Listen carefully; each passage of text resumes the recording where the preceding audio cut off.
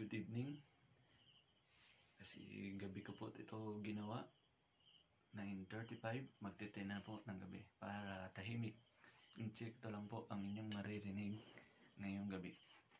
Ang ating tutorial is Networking 101. Para po ito sa mga aspiring IT student, mga ating mga senior high na gustong kumuha ng IT course, computer course, or any related course sa ating networking. Sa pag-crimp or paggawa ng LAN cable, pwede kang matuto kahit nasa bahay lang dahil nanood ka sa aking tutorial. Madali lang po ang pag-patch or pag-create o gumawa ng isang LAN cable. Sundin mo lang ang aking tutorial na ito. Sa ilang minuto lang matututo ka ng pag-patch ng ating LAN cable. Sa pag-patch ng ating LAN cable or pag-create natin is may tatlo tayong gamit na kinakailangan. First, unahin natin is yung ating crimping tool. Siyempre, hindi tayo makakapag-crimp kung walang crimping tool. Itong aking hawak na crimping tool po is ordinary type lang.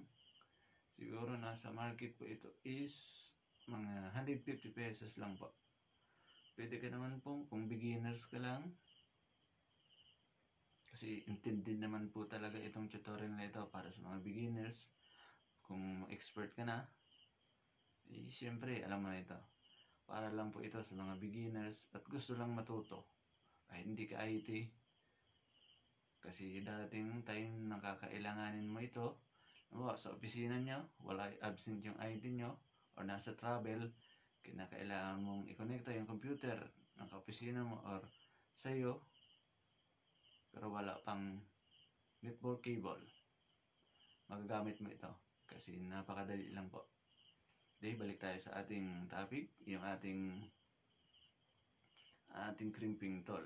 Ito po yung ordinary. Mapapansin nyo, itong nasa gitna, ito lang po ang ginagamit natin pang RG45 or pang LAN cable strip, pang crimper. Ito yung iipit sa ating RG45 mamaya. And then, dun sa may ilalim, pang cutter, pang strip naman. Yan. Bali, kompleto na rin po ito kahit ordinary lang. Pero kung gusto mong bumili ng mga high-end, pwede naman, basta kaya ng budget. Then, second, yung ating kailangan is, nagamit is yung ating tinatawag na RG45 connector. Ito naman yung connector, kung napapansin nyo, dun sa ating yan po. No? Yan, pasensya na, medyo malabo. Ating RG45 is may 8 gold pin. Yan po yung nagkukonekta dun sa ating cable, LAN cable. Bali siya po yung mag-iipit para makonekta yung ating device. Bali ito po yung connector natin sa ating mga LAN port ng ating computer, ng ating hub, yan, ng switch, router, modem. Basta may LAN port na either RG45 port, yun, compatible. At yung price po pala nito is mura lang. Nabili ko to is parang 2 pesos, 3 pesos. Mura lang po. Depende sa tindahan, depende sa nagbebenta kung magkano. Pero nabili ko to is parang 2 or 3 pesos lang ang isa. And last, yung ating gamit, pinaka-importante sa lahat. Siyempre, hindi tayo makakapag-create o makapag-crimp ng cable kung walang LAN cable. Ang tip na rin sa ating LAN cable, may iba-iba pong klase. May built-in, ordinary. Ito yata, ordinary, yung may Cat 5, Cat 6. Ang pinakalitis yata ngayon, parang Cat 8 or parang Cat 8. Ganun. Cat 8 is pinakamaliit. Ang pagkakaiba po nung bali, yung pagkakaiba nila, yung Cat 5, pag may nabasa po kayong LAN cable na Cat 5, yun yung pwede na. Pero kumbaga, yun yung klase ng copper na ginamit. kung ang nabili mo is Cat 8, siyempre mas pure copper at mas mabilis ang transmission ng data. Yung latency is medyo minimal lang, maliit lang, kumbaga. Pero siyempre, gagamitin lang natin is yung ordinary, pang tutorial lang. Depende rin sa paggagamitan mo. Kung gusto mo talaga ay yung mabilis na network, yung talagang pababaan na ng latency. And trivia pala, yung latency is yung kung gaano siya katagal yung response mo. Kung halimbawa, nag-command ka dito, kung gaano yung travel niya, pan-transfer ng data, papunta galing sa, halimbawa, galing sa server, galing sa modem, papunta sa computer mo. Yun yung tinatawag na latency. Kaya kung napapansin nyo, pag ping nyo is mataas yung latency. Depende sa cable din. Pwede rin i-consider yung cable na ginamit mo. Kung mas magandang copper or cable, pure copper, mas mabilis din syempre. Then, balik tayo ulit sa ating LAN cable. Then, bali itong LAN cable na strip ko na, natanggal ko na yung pinakabalot niya. Sa LAN cable pala may sa LAN cable may 8 wire, bali 4 na pares. Yung 4 na pares is yung bali may color coding din siya. Bali yung unang kulay is orange, white, orange, green, white, green, blue, white, blue, and brown, white, brown. Bali ang purpose lang ng kulay para sa ating color coding pattern, para mas madali mong matandaan. Yun namang sa ating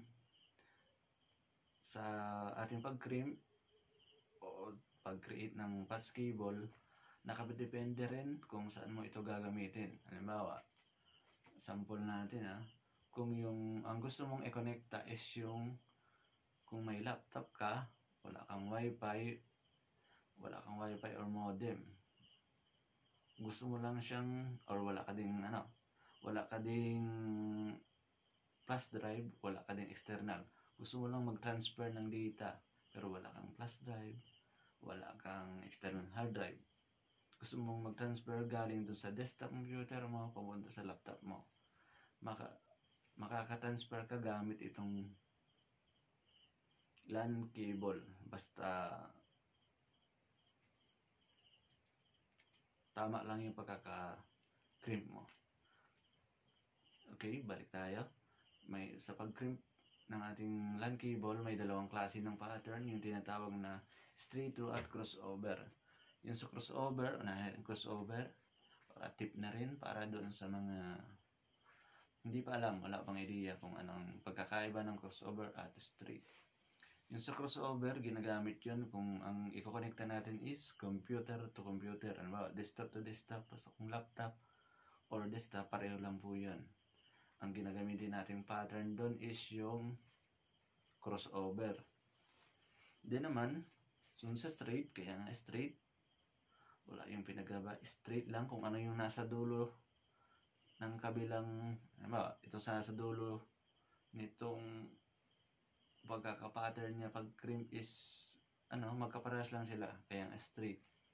Yung straight naman is ginagamit kung yung device is magkaiba. Halimbawa, i-connecta mo yung computer mo, laptop mo using LAN cable sa ating modem or router. Yun, gagamitin mo siya ng straight through pattern. Para naman sa tutorial na ito, palabasin na lang natin na usually naman ginagamit natin is ay straight through. Para sa tutorial na ito, gagamitin natin is straight through. Sa straight through naman, basta kung ano lang yung pagkakasunod-sunod na ginawa mo dito sa unang dulo, siyempre parehas lang din yung gagawin mo dito. Kung susundin mo talaga yung standard, straight lang talaga. Kahit pero pag balik rin mo ito, basta same pa rin dito, straight pa rin yun. Kaya walang pinagkaiba. Kaya first, okay, una pala is tanggalin mo sa pagkabuhol-buhol kasi yung iba, pag yung build-in ang nabili mo, medyo nakabuhol siya, matigas. Pag hiwalayin mo lang yung kada pares na 4, bali magiging 8. Yung din sa straight through, ang gagawin natin is yung uunahan natin is yung sa pinakaunang kulay is yung white orange. Yung unahan natin ang bali kung nakaharap sa atin, sa left side mo, white orange. And next, orange. And then yung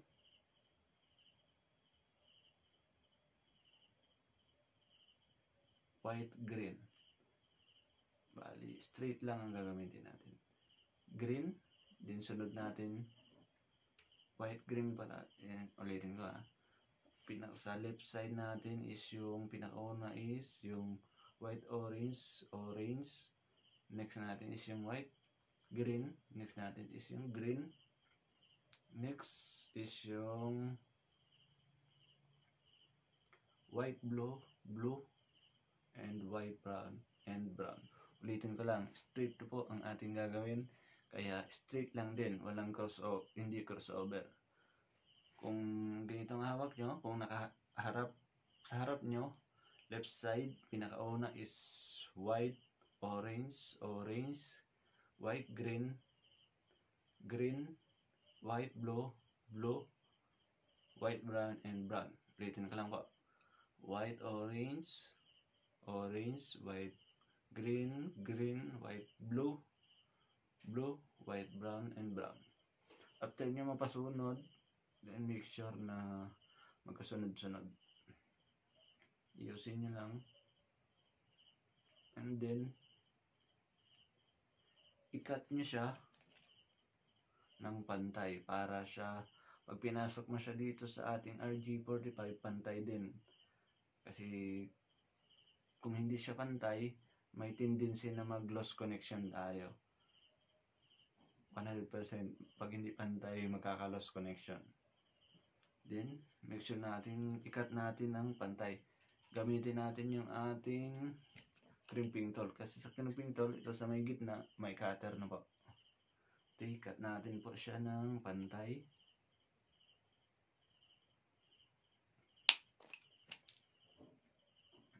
Tip pala, i-make sure din natin yung sa pag-cut. Eksakto lang para yung balat, pinaka-cover ng ating wire, ay maipit nitong sa ating part ng ating RG45 para talagang matibay yung pagkakrimp, kahit mahila man, hindi maglo-loss connection. Then make sure lang nating pantay. At bago natin ipasok to, bago natin i-crimp, make sure din natin na yung pattern na ginawa natin, halimbawa straight to ito, dubihin mo din yung pagkasunod-sunod ng wire. Kasi minsan naglilipat-lipat. Make sure mo din bago ito para hindi ka magkamali. Kasi matrabaho pag na-crimp mo na, tapos ulit na naman. Matrabaho. Maksaya sa RG45. Then, after mong ma-make sure na tama naman yung pagkasunod-sunod, pwede mo na siyang ipasok.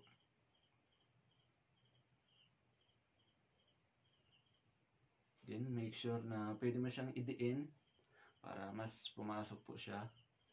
Ito po, para mas mapasok. Sumagad siya dito sa pinakadulo. Ito sa pinakadulo ng ating RG45 sa may gold pin. Yan. I-reviewin mo din habang hindi mo siya nakikrimp. Review mo din maigi kung tama yung pagkasunod-sunod. Ito, Hindi ko medyo makapakita kasi cellphone lang po ang ginamit ko. Bali, review mo lang. Halimbawa, ito, ginawa natin is straight. Ang pagkasunod-sunod, napasok ko na po sa RG45 is white, orange, orange, white, green, green, white, blue, blue, and white, brown, and brown. Yun po ay straight through. Yung pag nakaharap sa'yo, itong RG45, yung gold pin nasa iyo. Tapos yung pinaka-clip niya, yung pinaka-lock nandun sa back part niya. Yun po. Then after nyo po ma-make sure na okay na, pantay na, tama naman yung pagkasunod-sunod, pwede mo na siyang i-crimp gamit itong ating crimping tool.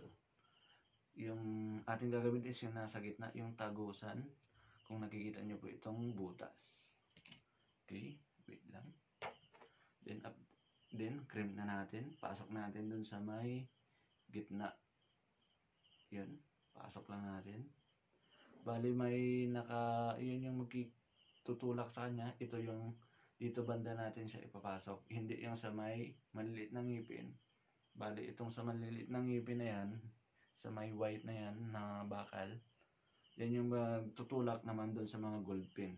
Pero itong black, yan, black na straight lang na ngipin, yun yung magtutulak naman para umipit dito sa pinaka-cover niya. Pinaka-cover para mag-lock. Pasok na natin. Then, make sure pwede natin siya itulak para make sure natin na talagang pantay siya. Kumbaga, tatama siya doon sa gold pin para hindi siya mag-loss connection. Kung may mga cable kasi minsan na umaatras, yung hindi mga pure copper. Then, crimp na natin.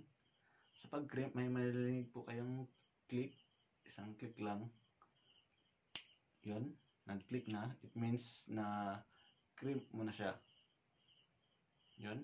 Para i-make sure din na crimp yung diin na diin yung ating gold pin para ipit na ipit siya para hindi siya kahit mahila mo hindi siya mag-loss connection. Pwede mo siyang ulitin para mas diin na diin. Yun.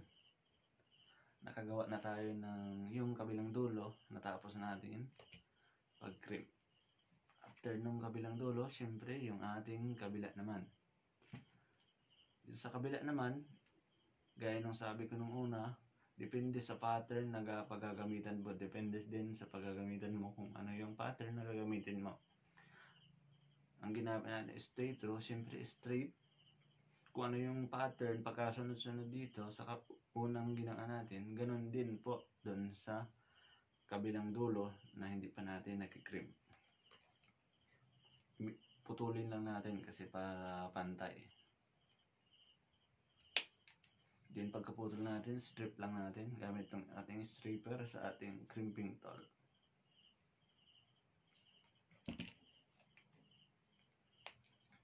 Then after natin pagka-strip ng kabilang dulo,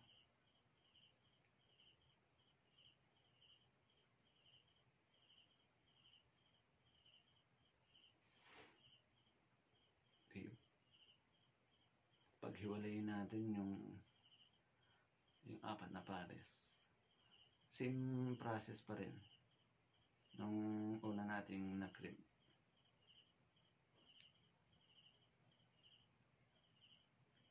Then mixture lang natin, hiwalay lang natin. Then yun na,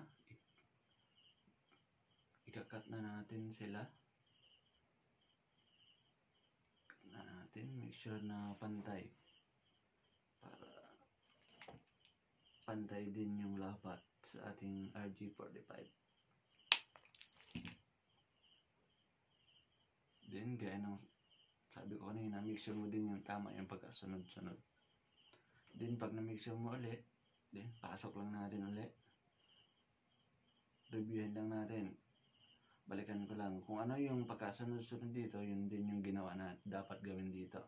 Yung ginawa natin dito is white, orange, orange, white, green, green, white, blue, blue, white, brown, and brown. Ganun din dito. White, orange, orange, white, green, green, white, blue, blue, white, brown, and brown. Kasi straight through lang po ang ating gagawin. Then, pasok na po natin. Then, make sure lang natin tama. Oh, nagbaliktad yung white, orange, and orange. Make sure lang natin. Maganda din yung ni-review natin para hindi tayo magkamali. Then, make sure, yun, tama na ilipat na natin. Then, na-make sure na natin tama na yung pagkasunod, clip ulit natin. Then, kaya kung sabi ko kanina, may ganig ulit kayo na clip. Yun. Make sure lang natin na mahigpit. Yan. Tapos na po ang ating networking 101 or pag-crimp ng ating LAN cable or network pads. Pwede na natin itong i-test. Pwede natin gamitin, i-connecta yung ating device. Okay, maraming salamat. Sana ay may tutunan kayo kahit medyo mahaba na pahaba yata kasi may trivia pa tayo. Kumbaga, ginawa ka tong tutorial para hindi lang matuto kayo ng pag-crimp, may mga konting trivia din para at least talagang may mapupulot kayong idea. Okay, maraming salamat. Sana ay may natutunan kayo or natuto kayo kung paano mag-crimp or mag-patch ng LAN cable. Kasi ito, magagamit nyo to in the future ng ating mga aspiring IT student, senior high, may computer related na course in the future. At doon din sa ating mga IT ko, no? Yung mga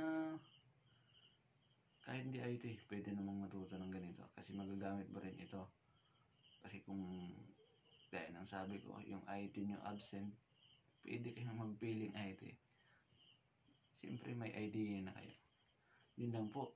At good evening ulit. Sana may natutunan kayo. Keep safe everyone. Alam naman natin na may pandemya. Maraming salamat po.